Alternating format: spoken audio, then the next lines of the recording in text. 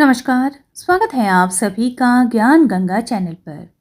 आषाढ़ पूर्णिमा सनातन धर्म की अत्यंत पवित्र पूर्णिमाओं में से एक मानी जाती है। इस दिन भगवान विष्णु, महर्षि वेदव्यास तथा गुरुजनों की पूजा का विशेष महत्व बताया गया है। मान्यता है कि इस दिन श्रद्धा से व्रत, दान और पूजा करने से ज्ञान, सुख, समृद्धि और गुरु कृपा प्राप्त होती है। साल 2026 में आषाढ़ पूर्णिमा का व्रत 29 जुलाई 2026 दिन बुधवार के दिन है। चंद्रोदय का समय रहेगा शाम के 7:21 पर। पूर्णिमा तिथि का आरंभ होगा 28 जुलाई की शाम 6:18 पर और समाप्ति होगी 29 जुलाई की रात 8:05 पर। आइए जानते हैं आषाढ़ पूर्णिमा की व्रत विधि क्या है। व्रती को ब्रह्म मुहूर्त में उठकर स्नान आदि से निवृत्त हो जाना चाहिए। यदि संभव हो तो किसी पवित्र नदी या सरोवर में स्नान करें, अन्यथा घर पर ही स्नान के जल में गंगा जल मिलाकर स्नान कर सकते हैं। इसके पश्चात स्वच्छ एवं हल्के वस्त्र धारण करें, सूर्य देव को अर्घ्य अर्पित करें।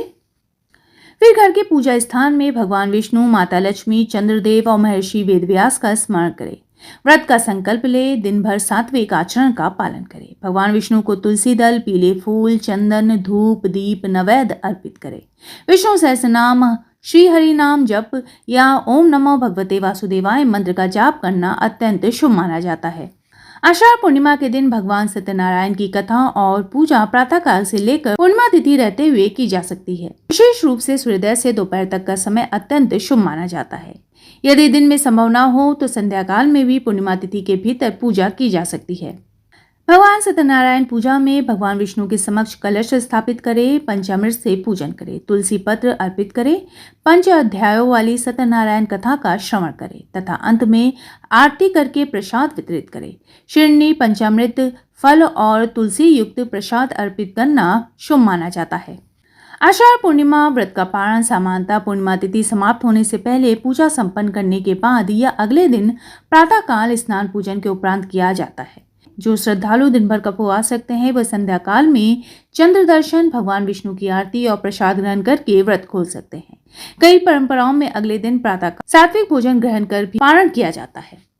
पारण के समय सबसे पहले भगवान को भोग अर्पित करें, उसके बाद तुलसी युक्त चरणामृत ग्रहण करें, फिर प्रसाद ले और अंत में सात्विक भोजन ग्रहण करें। पारण के दिन तामसिक भोजन, क्रोध और विवाद से बचना चाहिए। आषाढ़ पूर्णिमा के दिन दान का भी विशेष महत्व बताया गया है।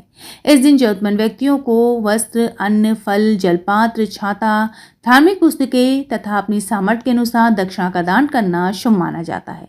गुरुजनों, माता पिता और बड़ों का आशीर्वाद प्राप्त करना इस दिन विशेष फलदायी माना गया है।